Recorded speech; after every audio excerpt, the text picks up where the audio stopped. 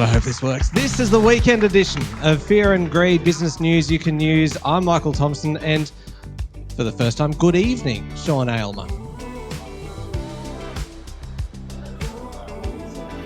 Good evening, Michael. So smooth. This is a very special episode that we are doing here today. This is our first ever weekend edition recorded in front of a live audience here at Business Sydney.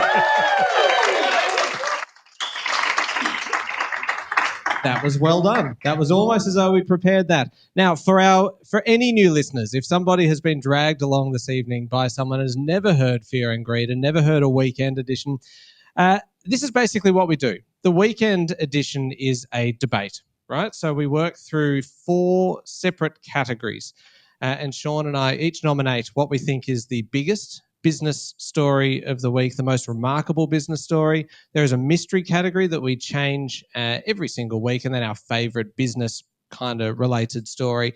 We are joined every week by a judge because it is a competition and we need to pick a winner as we do this. And that judge, as always, is our Fear and Greed colleague, Adam Lang. Adam, good evening. Hello, Michael. Hello, Sean. Hello, Adam. Okay. The most arbitrary judge in the business, Adamski. Well, I think there's a method behind it. What is it? Okay, so topicality and timeliness, of course. Mm-hmm. Economic impact is the big one. I do bring in some of my own subjective bias. And then, of course, partly to Michael and to coax it out of you, some melodrama. So they're the criteria. Feel free to forget them because Adam does. And he just marks us based on whatever he's feeling at the moment. It is highly rigged against me. I will just say that from the outset. I have rarely won. I've won probably 1 in 6 episodes that we have done. Even they were close. They were pity wins, essentially. I'm hoping at the very least for a pity win this evening. Now, there is one thing I need to point out. If you're listening to this on Saturday, this is the weekend edition, being recorded on a Thursday. So we are at the significant risk of a major event happening on Friday, in which case we will leave those out and we'll just all pretend that it didn't happen. So if Donald Trump happens to do something, which is highly unlikely that he'll do anything in the next 24 to 36 hours, just pretend it didn't happen. Shall we jump in? Go for it. One biggest story of the week. Okay. No, it's not. There is. Go. The economy, national accounts, Reserve Bank minutes. Hey, did somebody just whistle to the economy? You're on a winner with Adam. What did we find out this week? We found out that households aren't spending very much. We found out that businesses aren't investing very much. We found out that governments, Queensland in particular, they're not spending as much as they used to. We have a growth rate of 0.2%, 1.3% for the year. That is crap, right? That's an economic term. That is a crap growth rate. We also found out from the Reserve Bank minutes that they thought about a 50 basis point rate cut. Now, there's a chief economist at National Australia Bank, a woman called Sally Auld, who was on the show during the week, and she was about the only person that said, yeah, they're going to cut 50 basis points. Everyone's like, really? Well, she wasn't far from being wrong. So you put the national accounts together, along with the Reserve Bank minutes, only one big story. The economy is not looking very good. And that means rate cuts. So how many here has a home loan? Please, hands up if you've got a mortgage. Who'd be happy with a rate cut? Hey. Who'd be even happier with 2 rate cuts? Hey. And a third one at the end of the year? Hey. Yeah, absolutely. Biggest story of the week, the economy, rate cuts, national accounts, etc. Michael, beat that. We have not yet had those interest. I'll just write this down, Adam. We have not yet had those interest rate cuts, so I don't think you can judge on that. And Sean, up until that last part where people actually started cheering for you, you were being so negative about the economy. Lucky for you. I've been doing a little bit of digging into the economic data that came from the ABS this week, which is what I like to do. I like to pore over the spreadsheets. Why would you laugh at that? I am a details guy, and I noted, as you would, and I'm not reading this, I'm just looking down conveniently, that Australia's economic output in the last 12 months was a stunning $2.75 trillion. That's not billion. That's trillion with a T. That is extraordinary. Yeah, we should be cheering that because that is amazing, right? Yes. Now, consider this. Right, settle. Like Hey, no. Do not Already we look. can see where the audience is going, and I don't like it Do very not much. look anywhere towards the esteemed economist sitting in the audience. That $2.75 trillion, just consider that. That is $100,000, more than $100,000 per capita for the first time in history. And this has been entirely overlooked. Yes, exactly. Right? This is fantastic to see people getting excited about the economy. Now, that includes, per capita, when we're talking about this, that is including babies. That is including the elderly, the retired, people who are like, that is an incredible result. It was, in fact, I was so amazed and so stunned, shocked when I saw this, when I was trawling through the ABS documents. I did. The man of the people. Thank you. Yes, that is what I'm known as. I'm here to represent the Australian people here against Negative Nelly on the end. What I did, I actually went to then, as you would expect, the International Monetary Fund website. You did? Yes, I did. Why? Good. Go on. Okay. Yeah, I know what their I'm interested website that is. you did. Don't test me. No, I went to because I wanted to see how Australia then kind of compared in terms of per capita GDP. Now, keep in mind, this is all just a rebuttal to you at the moment, Sean. I haven't gotten to my story yet. But it I actually... even noticed that sometimes the weekend edition goes like 40, 45 minutes, maybe 50. Trust me, I'm going somewhere. Hands quickly. together for Michael Thompson, eh?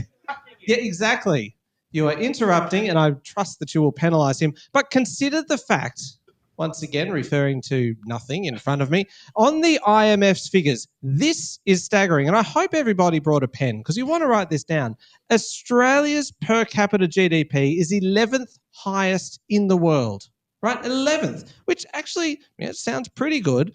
Then you figure that the countries above us, right? We are talking about kind of Luxembourg, Iceland, Qatar. Like, they're not exactly economic powerhouses. And then you've got kind of big Switzerland, Singapore, Norway, Denmark, the Netherlands. None of these countries have a population more than 10 million people. What that says to me is that Australia is actually doing very, very well. So, as the man of the people, self-appointed man of the people, I am... So is this, can I just ask some details on this? Oh, no, please don't. AUD or USD? But that is, of course it's USD, Sean. Stephen? Come on. I think we should put our hands together for any help Michael ever gets. The great Stephen Koukoulas over there. Thank you very much.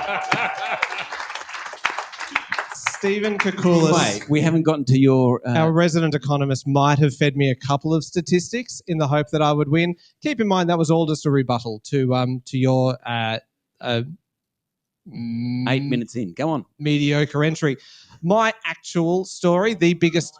No, I'm done. I'm pretty much done.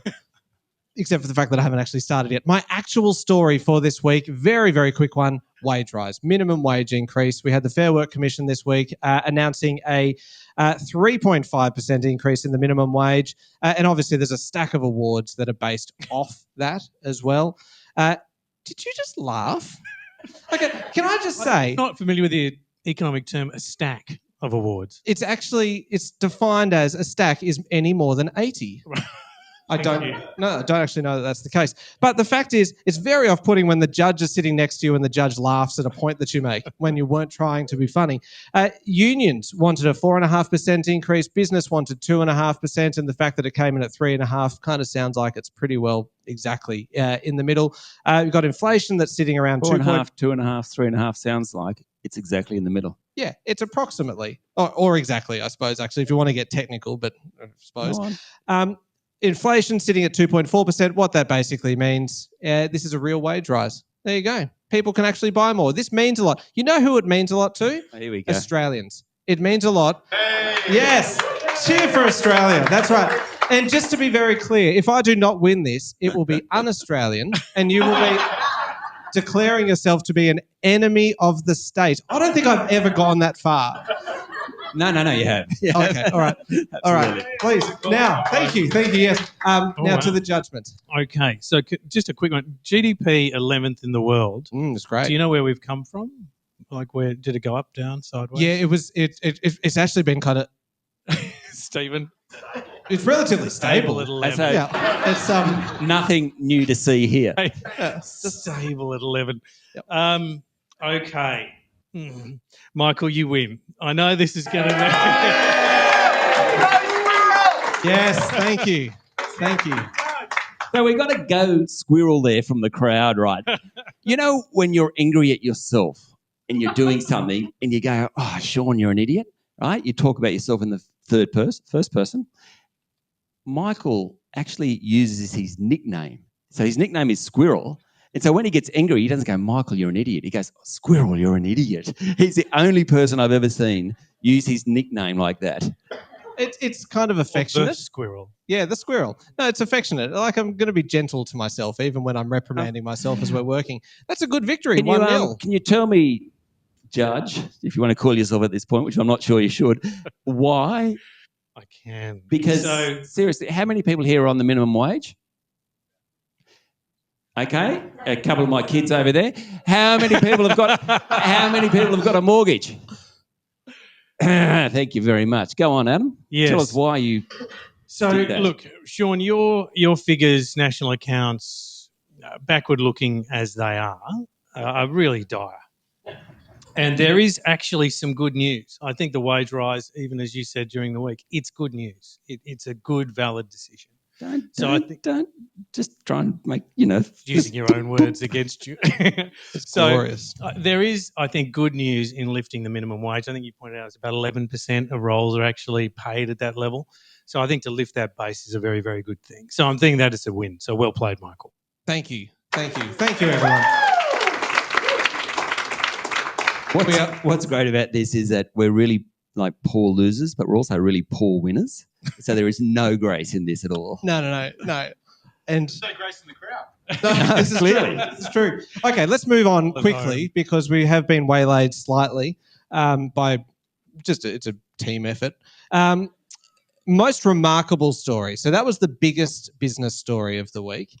Okay, I'll go first and I'll do it a lot faster this time. So there is one most remarkable story this week, and this is high risk saying this, but it is a continuation and an evolution of a story that has been unfolding for some time. But this week, Adam, we saw it come to a head, right? So this is the spectacular blow up between Elon Musk and Donald Trump, right? Over the somewhat exotically named, got to get this right, the One Big Beautiful Bill Act. That is the official name of this massive piece of legislation that is going on in the US at the moment. It is called the One Big Beautiful Bill Act. It is plastered all over the White House website, but it is also referred to by its nickname of OBBBA, or if you're feeling really casual, you can just call it BBB, which is just, and you hear it and you cannot help but say it in Donald Trump's voice. Like when you hear it in your head, when you hear the One Big Beautiful Bill Act, it just sounds like him, right? What it's got in it: tax cuts. It's got changes to Medicaid. It's got defense. It's got an immigration crackdown. It's got a million different things all tied up into one bill. Elon Musk hates it with an absolute passion. And because he isn't running DOGE anymore, the Department of Government Efficiency, he is basically able to say whatever he wants. And he is doing that quite liberally, particularly when you have a platform like X, and he is just absolutely unloading. He called it a disgusting abomination. He called it a massive, outrageous, pork-filled congressional spending bill. He has launched a campaign called Kill the Bill. He says, call your senator, call your congressman. Bankrupting America is not okay. What we have at the moment then is Donald Trump basically in a fight now against a very wealthy, very powerful opponent who 2 weeks ago was his closest ally, which is just an extraordinary turn of events. And when you consider that independent analysis has found that it will add between 2.5 and 3.1 trillion US dollars in debt. That is Hold on. So the point of this, the most remarkable story. Please don't pull me up on a factual error because I can't So guarantee. you think it's remarkable that Elon Musk and Donald Trump have fallen out? When you put it like that, it doesn't sound that remarkable because we knew this was going to happen. It's been brewing for what? 6 months? Whenever he was, inaugurated 20th of January? Yeah. So it's been brewing since the 19th, pretty much. We've known this is going to happen. But the fact that now this bill that spends an extraordinary amount of money, is being held up, and suddenly the opposition to it has been bolstered by the fact that Elon Musk, with his billions of dollars and this massive, massive platform to campaign against it, suddenly is campaigning very, very strongly. So it is quite remarkable. The remarkable part? It is all remarkable, Sean. In fact, it's so remarkable I can't possibly quantify how remarkable it is. If I had to, if I had to mark that out of 10, out of 25, I think that's a very safe 25. Best Trump impression. I will not do that. Absolutely no Trump impression from me. Sorry, I was about to go to Adam for the judgment, but I suppose we should have an entry from Sean. Please. I'm sorry. How do you respond? Like, it's hard enough to work with Michael when you're in a studio with no one else there. It's much, much harder when you've got 100 people in front of you. The most remarkable story. What's going on in politics in Australia at the moment? Anyone here a member of Bradfield? I can see at least one member of Bradfield, 2, 3, 4, 5, 10 members of Bradfield. Righto. Nicolette Bowl, the Teal, won the seat by 26 votes over Giselle Capterian, who is the Liberal candidate. That is the closest election outcome ever. Pretty amazing. Then we had Don Farrell talking to Ursula von der Leyen in Europe saying, hey, we're the adults in the room. We know what he was talking about. Let's do an FTA deal, a free trade agreement deal. They're talking about doing that. Then we had Peter Hegseth, the Defence Secretary in the US, saying, Australia, you've got to spend 3.5% of your GDP on defence. Well, we spend, 2.3 thereabouts? And we had Anthony Albanese coming out and saying, back in your box, Pete, go home. We are not going to do that. Good on you, Albo. And we also had, of course, Dorinda Cox, the Liberal, the Greens senator defecting to Labor. So, Parliament doesn't sit for 4 or 5 weeks. This is our off-season. Yet we have all this stuff going on, defections, trade, the Bradfield vote, which is pretty remarkable, and the US telling Australia what to do. It is remarkable what's going on. Remarkable there. Yeah, thank you. That is a very valid point from the audience. And a quick protest, if I may, Judge. Hold on, I hadn't finished. Well, okay, go on. Omnibus. It's Omnibus, thank you. Thank you. We have a very dedicated listener. The problem with this is there is it's unknown to me. Yeah. What we have here is an omnibus story where multiple stories have been combined into one, which is, Judge, an illegal move. And he must... I was about to call for you to be fully disqualified, which would make it very dull. I reckon I got no chance tonight. I really do. Disqualification might actually be the thing is your ear, Sean. Oh, I'm being abused by the crowd. Right. Is it my turn? Yes. Yeah. Adamski. Yeah, happy? Yes. Yep. Okay. So, Michael, you too had an omnibus in the last one with economic efficiency, per capita GDP, and wage rise. That wasn't his entry. That wasn't even his entry. Yeah, that wasn't his entry. That was his last one. But but that wasn't his entry. Fair Work Commission was his entry. Yeah. The wage rise. Yeah. So, in terms of the remarkable element, 94 seats to Labor in the federal parliament now. That is incredible. 43 to 28 votes. But I think on the scale, the Elon versus Donald and the spectacular, we did know it was coming, but to watch this implosion is absolutely spectacular. So, Michael wins. I'm just happy that there's not quite as many cheers that time as the first time round. The sympathy is shifting. I can feel it. We've got the heckler down the end there, and people are saying, that's a bit unfair. Sean's not that much of a dickhead. Oh, maybe he is. That's how we go. It's shifting. Did you hear the judgment was actually booed just then from over here? Wasn't that nice to hear? It's usually just you and me booing Adam in the studio. This is very nice. Okay, so did you have any more comments? Time. No. 0-2. Yeah, 2-0. It's actually unprecedented. I have never led 2-0 into half-time, and I'm sure this is a completely objective decision and not because there is a crowd of people who I have... The fine cotton affair. Yeah. All right, okay. We will take a very quick break and we'll come back with our mystery category of the week.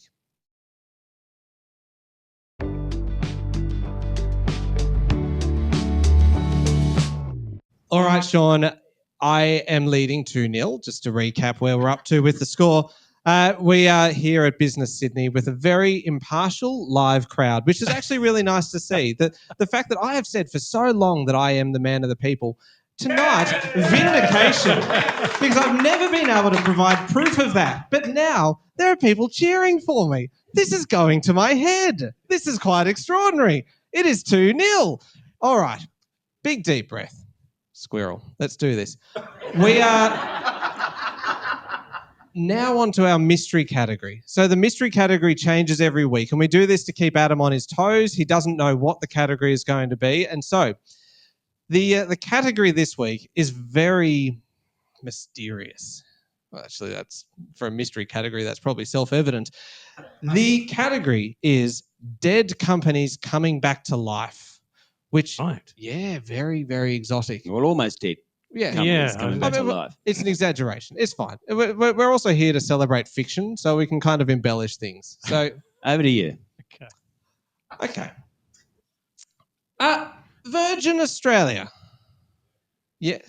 Did you just cheer Virgin Australia? Right. Yeah. Go competition. Double status credits, because you're probably, like me, an aviation enthusiast. Because you know how you pick an aviation enthusiast, like a plane goes over and you just watch to see who pulls out their phone to check flight radar, right? There are more of us. Are there any other plane enthusiasts in the crowd? Oh my God, yes. Wow, there's 4. Yeah. That's really cool. That's pretty good for us. How many people got a mortgage? Stop. Yeah. Stop asking that. Okay. Virgin Australia, this one is very brief because we are, in fact, running out of time. Virgin Australia is back, and it is back in a big way. Sometimes we actually do measurements of how much time in the 30 minutes was spoken by Adam. Is it like 3%? Me, I'm probably 25%. The rest, Michael Thompson. Yeah, well, to be fair, every week I then say this is going to be the week when I'm just where I keep it tight, and I'm yet to actually achieve that. This could be it. Unlikely, considering we're now 23 minutes in. Virgin Australia back. It is set to list on the ASX. Total value of Virgin estimated to be around $2.3 billion. This is an airline that went into administration just a few years ago in the middle of the pandemic. What a spectacular recovery, a revival. It has been brought back to life. Bain Capital bought Virgin out of administration. Last year, Qatar Airways bought a very significant, 25% stake, thereabouts. Once floated, Bain's going to own about, 40%. Qatar, that quarter stake. Management's going to have about 8%. The rest of them, new shareholders, new lifeblood for this once dead company. It's probably a bit extreme, actually. It was still there. It was still flying. I've got to say, this is, in my opinion, the most exciting listing since Guzman y Gomez last year. It is very exciting. And I can tell by the faces in the room that you are just as excited about this. And even, I'm going to get on board just because I'm so excited about planes. And that's why you should never take investment advice from me, because I'm excited about planes, therefore I'm going to buy it. That is why I bought abalone, because I was excited about that, and that performed spectacularly badly. So yes, it is great for the ASX to see Virgin coming back. You've had a whole lot of companies delisting for one reason or another, which always it's good to see the ASX getting bigger rather than shrinking. It's just nice. It's a feel-good story. It is a really genuine feel-good story. Virgin Australia back to life. It's really boring. I know. No, it is. It is. Like, you've lost the crowd. It's to be boring. honest, even I actually lost myself. About 15 seconds ago, I'm like, I don't think I'm interested in this anymore. I mean, they're flying again. It's great. Fantastic. What, double something points? Lipstick on a pig. Lipstick on a pig. Double, yeah, whatever. Me? Yeah, you can have I it want to now. talk about something exciting, coming back from the dead, although I wouldn't use it in reference to uranium stocks, but we are going to. Uranium stocks, they are on fire. Over the last 5 years. Wouldn't say that either. seems high risk. Excellent Three point. Mile Yeah. Island. All right. What would you say? How do you describe uranium stocks? Melting down. Melting, radiating, things yeah. like that. Yeah. Anyway, let's not go there. Deep yellow. Over the last 5 years, 20 cents to $1.35. Paladin, $1 to $6.45. Boss Energy, 6 cents to more than $4. Why is that? Because all the big tech companies need power. This week, Meta did a deal with the crowd who used to have 3 Mile Island in Pennsylvania, which had a disaster in 1979. Constellation's that crowd. Meta's done a deal. Microsoft's done a deal. Alphabet's done a deal. There's another one that's done a deal, right? It's because they all need power for AI and data centers, and they are all hoping for net zero emissions in the next 10 or 20 years. So they need nuclear. So the nuclear stocks are back. These are a group of companies no one wanted a bar of. There you go, a bar of uranium. 5 years ago, they're back. Adamski. Yeah, you win, Sean. That was easy. Hang on, sorry, you're cheering. You know they said Sean wins. This is not right. Well, it is. Sean, yeah, look, obviously, it's so much AI, so much energy consumption, so much. It's not. It's it's going to keep going, right? It's irrefutable how much demand for power is going to keep going. We do not yet have the energy solutions to provide for it, and uranium coming back, I think, is totally legitimate and really good for Australia. So fantastic. You sound like a former leader of the Liberal Party.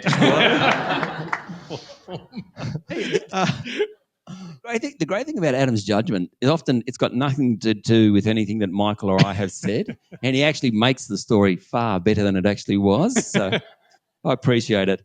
I saw the genius. Final category. So this is our favourite story of the week.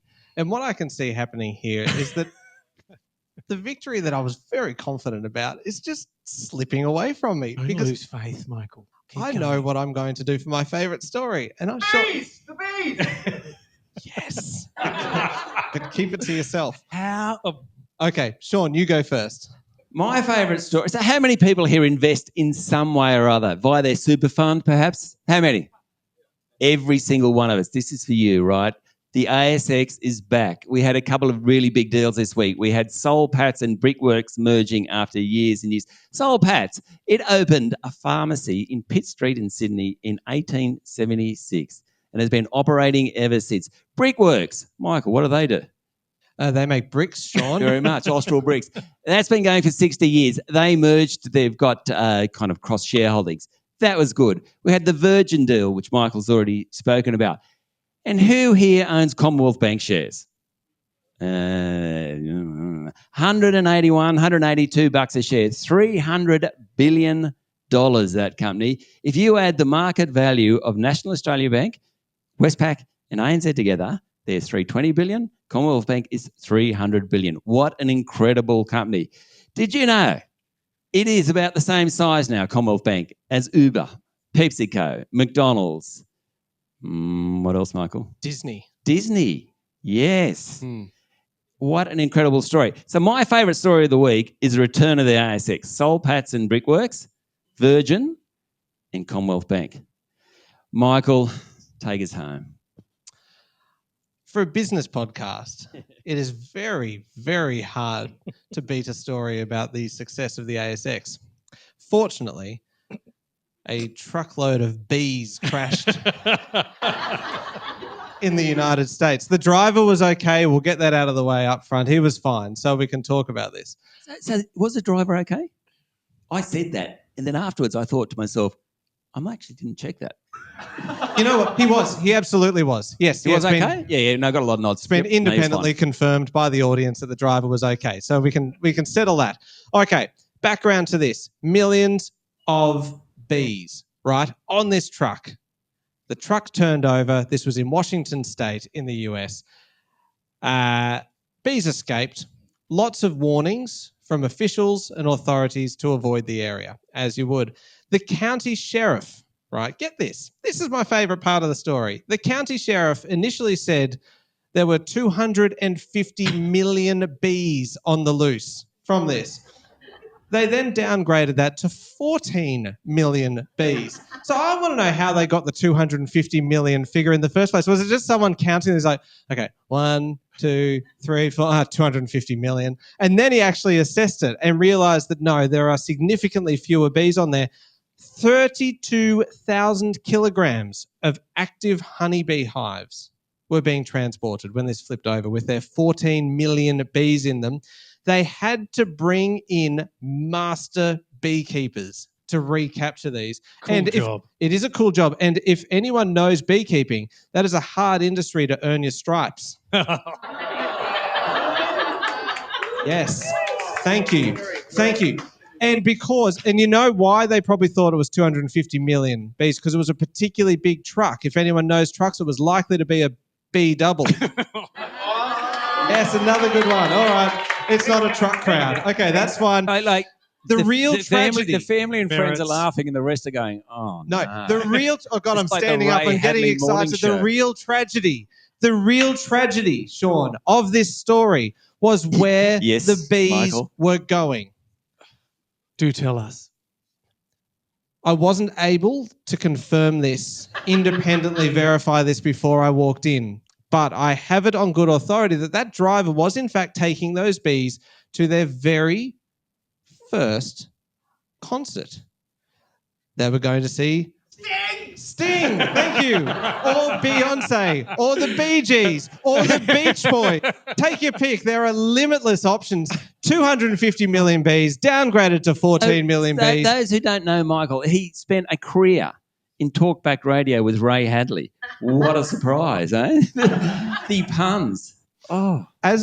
As I was walking down the street today, I was just thinking about bee puns, and I was laughing out loud to myself, addressing myself as squirrel at the time. Someone walking towards me, they looked at me, and I'm like, as though they were privy to what was going on in my head at the time. And they actually, I kid you not, walked around me at the time. They gave me a literal wide berth on the street because I was laughing at my own puns. Sting. Yes, they were going to see Sting. It has now been independently confirmed. Bees for the win. Okay, look, it's really been a game of two halves. It's quite a convincing win to Sean, actually.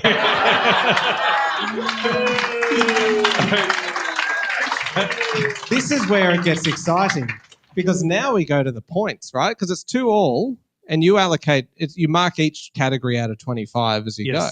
Yes, I have. It's a great story gets 23 and a dreadful story gets 22. Yeah. They're So always high-quality battles.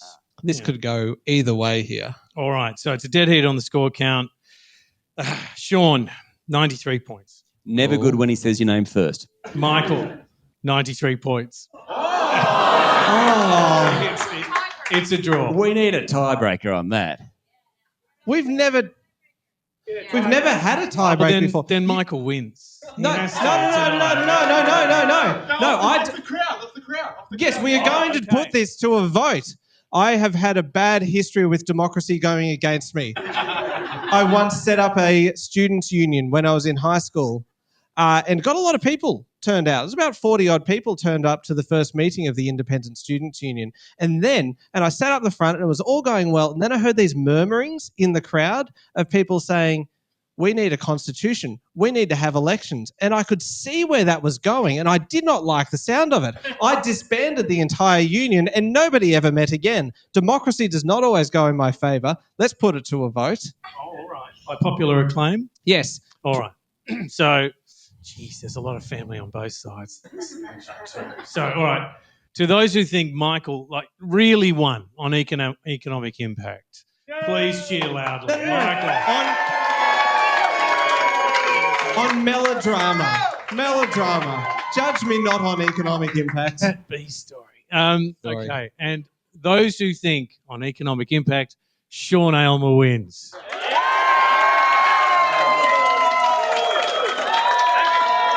Sean has it. He's also got 4 kids, so most of them are here. Well played, gentlemen. Thank you very much. Was it well played? This is a travesty, and I demand an inquiry, but a recount. I will begrudgingly accept the decision. Congratulations, Sean. And you, Thank you. Thank you. Thank you, Adam. Thank you, Michael. Thank you, Sean. Thanks, Adam. This is no, don't clap. Don't clap yet. Oh. It feels like this should actually be a period of mourning. Everyone expected me to win just now. This is an absolute travesty. Thank you, everyone, for coming along this evening. Don't go anywhere yet because we're doing the book stuff next. But thank you very much for coming along, for cheering. Not necessarily for supporting me because not enough supported me in the end, but thank you. Thank you for following the podcast. Join us online, LinkedIn, Instagram, TikTok, Facebook, and X. I'm Michael Thompson, and that was Fear and Greed Business News. Have a great weekend.